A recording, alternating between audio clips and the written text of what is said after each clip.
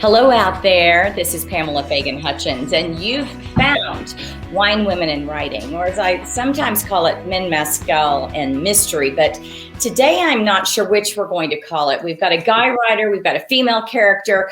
We're just going to go with what feels good. But before we get to the good part, let me go through the things that you really need to know before you share a half hour with us. The first is that this is the show where I like to talk with other authors about their characters, what makes them tick, hopefully come up with some of the great stories about things that inspired them or that lead them to write really fantastic characters. And we do it all with Authors on the Air Global Radio Network. So this is a solely owned and copyrighted production thereof. All hail Pam Stack, the Uber producer. And we're going to do, yay, up with Pam.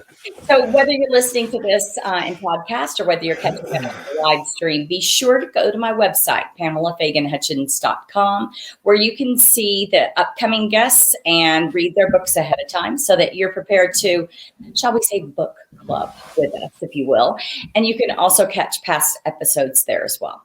So this morning, I have an author on, which I think you already see him over there, or at least if you can't see him, you know he's there because you know my format. And he has been writing a series that got me really interested, and I wanted to share with you guys, whether you have had the chance to read her, his character in this book or not, and that is TJ Brearton. TJ, welcome to the show. Thank you very much, Pamela. It's a pleasure to be here. I really do appreciate it, not the least of which, because TJ's pretty much already seen the real behind the scenes, Pamela, when I arrived late and spilled my drink before we got started. And he's kept a straight face through all of this. So thumbs up. But you've got kids, so you kind of, you probably have a few mornings for yourself that are a bit of a rat race. Yeah, I have 3 kids. I have a 16-year-old son and 2 daughters, one of whom is 9 and the other is 6. And our 6-year-old, as you would expect, is the mess maker in the family. Everything she does, everywhere she goes. I think she's hanging on to babyhood a little bit. She doesn't want to grow up because she knows what's going on when she looks at her older brother and sister and sees the responsibility. So she's hanging on to babyhood a little bit. Man, wouldn't that be great? I'd like to hang on to babyhood a little bit longer sometime. Mm-hmm. Oh, that's super. Well, I'm coming to you from the face of the Bighorn Mountains in Wyoming, where yesterday we set a temperature of down in Sheridan of 108. We're all sweating. Holy moly. I hope it's nicer where you are, TJ. We had a heat wave. I mean, the weather's been kind of weird, but, May was really cold to start and then it got really hot. But I'm in the Adirondack Mountains. Yeah. So that's like almost to Canada, but not quite, in upstate New York. The famous town is Lake Placid, which is where the 1980 Winter Olympics and the 1932 Winter Olympics were. So I'm just outside of Lake Placid, about 30 minutes outside. And I live in the mountains and love it. Love the quiet and the simple life. It's kind of perfect for a writer. Yeah, it really is. Yeah. Sounds beautiful to me. And so now within all this peace, tranquility, and beauty, you write murder, mayhem, and basically psychological sickness. I mean, some great thriller suspense characters. So, of course, we're here to talk about really all your writing, but one series and one protagonist in particular. So I'd love it if you kind of set us up and tell us a little bit about Shannon Ames, her series, and Sign of Evil, the 3rd book, the one that Sure, of course. I just wanted to say one other thing about living here is that it's cheap, which is kind of key for a writer. Because you never know what's going to happen. So Shannon Ames, the psychological stuff. I've always, I guess, been drawn to crime stories in general, cops and robbers type stuff. My favorite movies and books as a kid were usually crime oriented. I married a mental health therapist. So we do a lot of we enjoy discussing psychology, and she's actually come up with some of the premises for my books. That's fantastic. My husband and I storyboard together too, so I'm immediately very fascinated that a successful relationship can yield a successful sharing of professional areas of expertise and partnership. So that's awesome. Yeah, of course, I have to be very, very careful because she, so she's a supervisor. Well, she's the director of a clinic now, but when she was a therapist, she would have, of course, she was seeing people with fascinating stories, but I could never use anything directly. She would just sort of pose hypotheticals, what if this, what if that, and we would sort of beat those out, work those out, and if it seemed like it had legs, I've actually, I think 3 or 4 of my books in general I could attribute directly to collaboration conversations with my wife. That's really, really fun. And it makes me like you more. Oh, thank you. It's a little selfish because I think when your ideas are just completely endogenous, they're just completely your own, you might doubt them a little bit more. Whereas if you're bouncing things off of somebody, that reciprocity, I think, gives you confidence right at the outset that if somebody else is thinking that this is a good idea, it's not just on me if it flops, and it's also already being improved by 2 minds are better than 1. I agree with you. And I always wonder how writers can do it that say, no, I just dive into my idea and, months later I pop up and I've got a great book, I could never. I feel the need to have that expansion of what's in the flow by letting it out to germinate in the light and be sprinkled and watered and fed by conversations with somebody else. Outside influence. That's right. Yeah. It's really cool. And so, that's tough when, everything that she learns and does, of course, comes from her real life and other real lives, but you've got to make sure that confidentiality is kept and that there's nothing there that peeks through that someone's going to say, hey, that's me. And you're oh, no. No way. That would be, our collaboration would end swiftly. Exactly. It reminds me, though, that, Pamela, I used to, my writing process in the beginning was very much seat of the pants. And I would just get an idea and build confidence as I worked it out on the page. The Shannon Ames series has been developed a little bit differently because the relationship I have with the publisher, Incubator Books, and the way Incubator Books likes to work, not exclusively, but with some of the authors that they work with, is we actually figure out a lot of the plot beforehand. We do what's called writer's room, where we meet, we interface like this over Zoom, and we talk through the story, which is great because having the plot, especially a police procedural, which is plot intensive and a lot of technical details and a lot of research, but it's allowed me kind of this space to sort of develop Shannon herself and her personal life in a way that feels more sort of liberated and freeing. I'm not so trapped by figuring out the plot as I go. I can embellish on her inner journey while I'm writing. I think that is super interesting. And were you nervous about that approach when you started?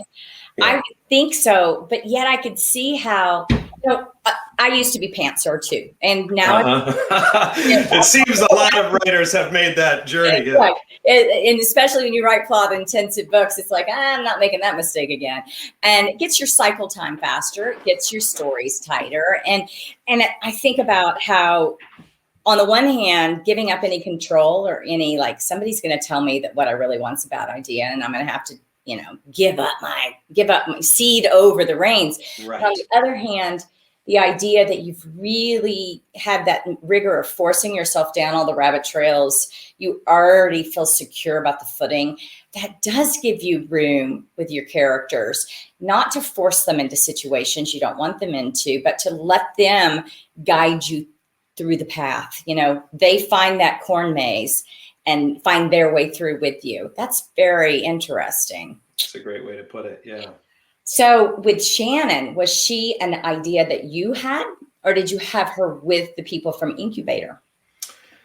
The short version of the story of how Shannon came to be is that I had started to develop another, possibly another series, but definitely another character who was a FBI agent. And that didn't, for whatever reasons, that didn't mature. But I liked something about the character, and so I had, when I started working with Incubator, I already had some of the bones, if you will, of this female FBI agent, and we did talk it out a little bit, but I think I knew already, just from the mistakes that I'd made with the first sort of incarnation of Shannon, was that she was a little too standoffish and a little bit too much. She had, I guess you're familiar with the term core wound, where a lot of your protagonists have something in their past. I mean, it's as common a trope as any other in a story. Sometimes the core wounds are really tough and really terrible. And for whatever reason, I wanted to pull back from that a little bit. I didn't want Shannon to be a hot mess. Mm-hmm. There is, I think, becoming a bit of a stereotypical female protagonist in police procedurals who is always defying her supervisors and always getting into trouble, and just maybe, I've just seen some feedback from readers sort of questioning, why are these characters always such a hot mess? So I thought, I'm just going to try a different direction. I have very stable, secure, intelligent women in my life. My wife, my sister, my mother. I'm hoping to raise 2 stable, confident daughters. Why not have a character who has these characteristics and has a good foundation? Albeit she does have, like we all have, some skeletons in her closet, but it doesn't overwhelm the sort of flavor of the story. I tried to keep it where she's mostly together. That said, in Sign of Evil, which is the 3rd book in the series, some of what is maybe bravado on her part, some of what is maybe acting as if and not being completely in touch with her problems, starts to percolate a little bit, and she starts to come off the rails. It's a very tough case. She's undercover as a sex worker on the streets of the Bronx, chasing a serial killer. So pressure cooker environment, some of your trauma might start to invade your working world.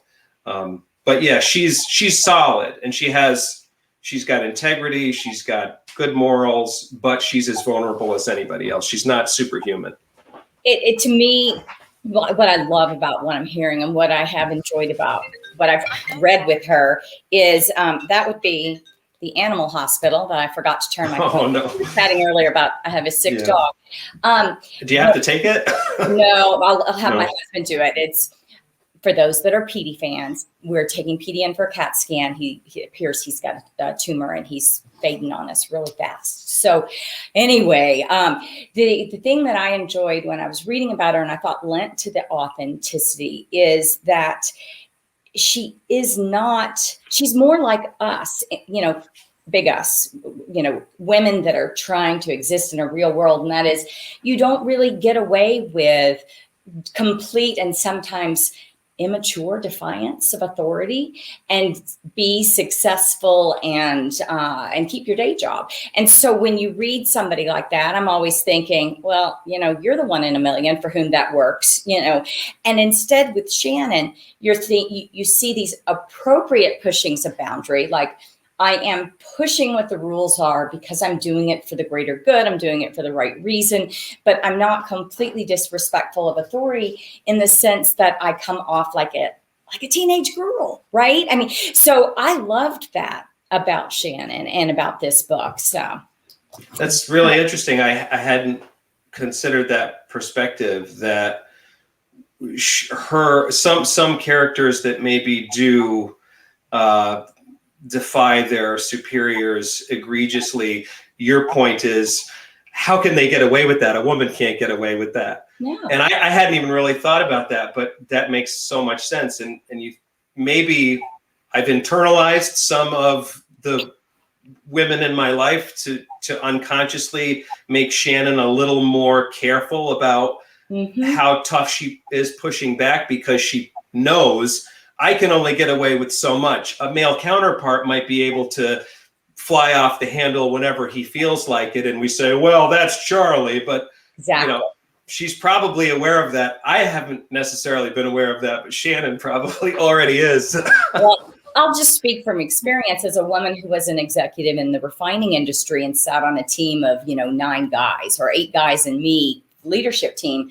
It was okay for me to be absolutely expected that to succeed, I needed to be strong and push back and own my space.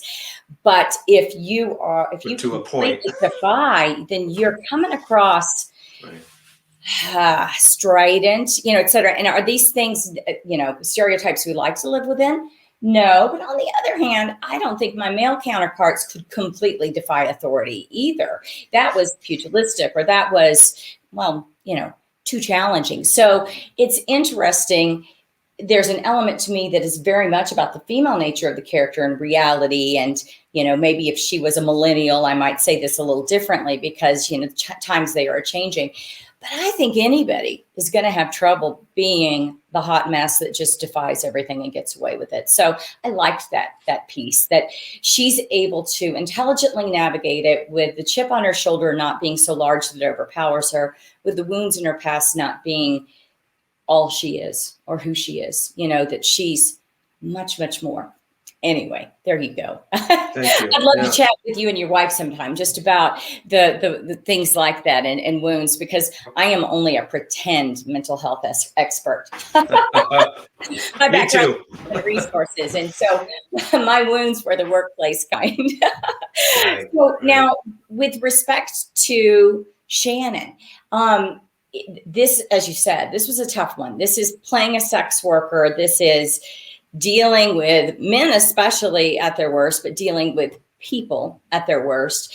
What do you do next after a book like this? Or what are you doing next? Because I'm sure that you are far down the pike with the next one. Yeah, the next one is due out July 4th. And it's called Nowhere to Hide. Awesome. And it's part of the emotional journey that Shannon experiences in the chapter in Sign of Evil continues into this book, in that she's had some epiphanies in Sign of Evil. And I had the book here. That's why I keep gesturing this way. She's had some epiphanies near the end of Sign of Evil that then carry her forward into the next book, where she's driving home to sort of make amends. We're not quite sure why she's driving home and why she takes a detour. She has a straight shot that she could make up the interstate to get home, but she takes a detour.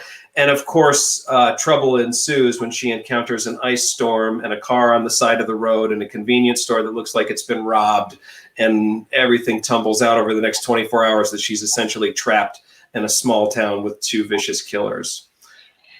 Well, I can't ask you if she makes it home, but that's going to drive us the whole book. I'm immediately like, so TJ, does she make it home? I don't know. That's evil. I know. I'm sorry. I'm okay. Obligated to not know. Absolutely. And so when you're sitting down and you guys are planning out Shannon's future with the incubator, how many books ahead are you chatting? Does the discussion get into a whole span of her characterhood? We're very in the moment, I think. Extemporaneous is the word, maybe. I know I have friends like Lisa Reagan, who writes the Josie Quinn series, and she, I think, has a 20-book deal. Angela Marson's and her Kim Stone series, I don't even know, 100-book deal, I don't know. We're taking it as we go at Incubator. So I have in mind a long-term emotional through line for Shannon. I just kind of knew it right from the beginning where everything was going. And it's part of the impetus for me. It's kind of the reason why I'm excited about, I like the police procedural aspects, and we try to have a real high fidelity to the realism and plausibility of the cases. And that's appealing, but I'm interested in having Shannon's whole story told, right? So we haven't really articulated it. I think I just like, that's something I'm just trying to kind of keep, especially with doing everything now with the writer's room and getting all the plot out ahead of time and all this. I'd like to preserve a little bit of that. Well, I don't know what's going to happen.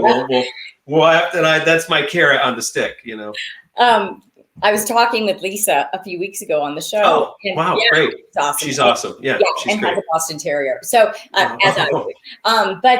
It was interesting because she said, you know, this series has gone on so long, I never even began to see where it was going. And, you know, when you are surprised by the success of something like that, it gets difficult. But when you see crystal clear in your own secret eye where Shannon is going, it gives you a leg up. Does she drive the stories, or what drives the plot? Do you guys sit down and think, let's rip something from the headlines, or what's hot, or does Shannon somehow come into an impactful role with that?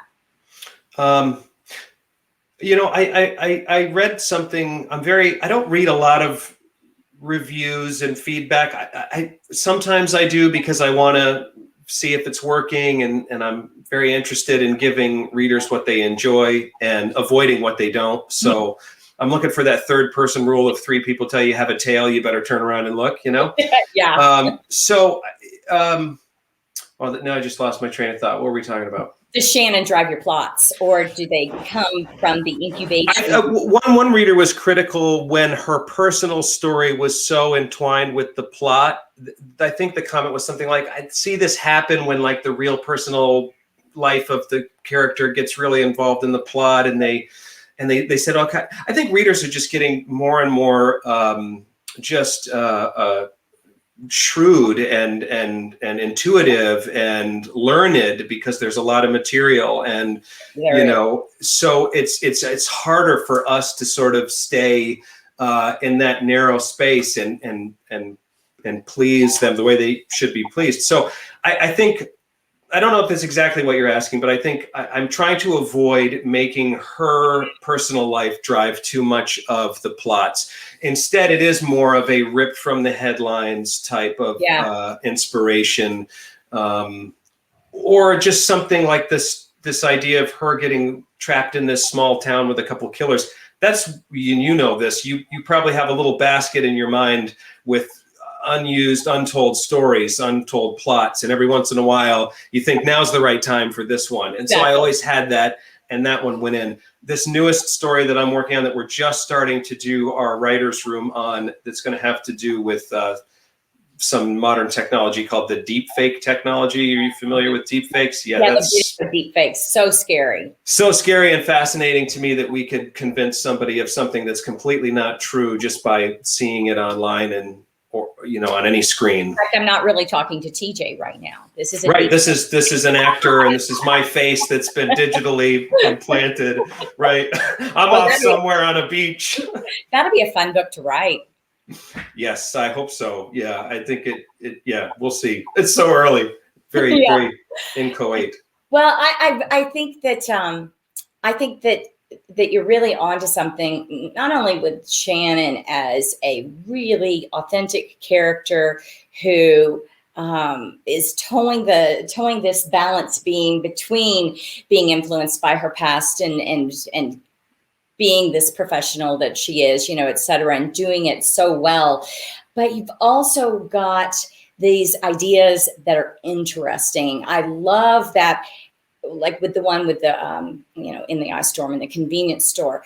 It's not her personal life that's driving it, but yet it is not just, I walked into the office today and they handed me a case, you know, right. And that, I think that spontaneity of things happening, that's going to be a fun one to read. I look forward to that. Thank you for writing that book, TJ. Thank you very much. And yet, those of you out there, the series is Shannon Ames. The writer is TJ Brearton.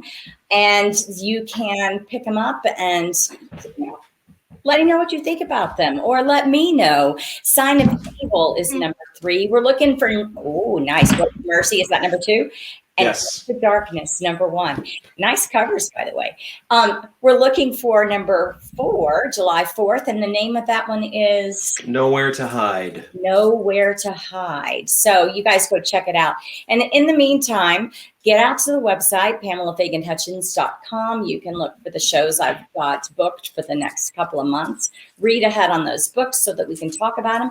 And while you're there, it won't hurt my feelings if you pick up one of mine. Right now, I'm working on number 6 in Patrick Flint. Number 5 came out this spring. So Snaggletooth is the one to grab.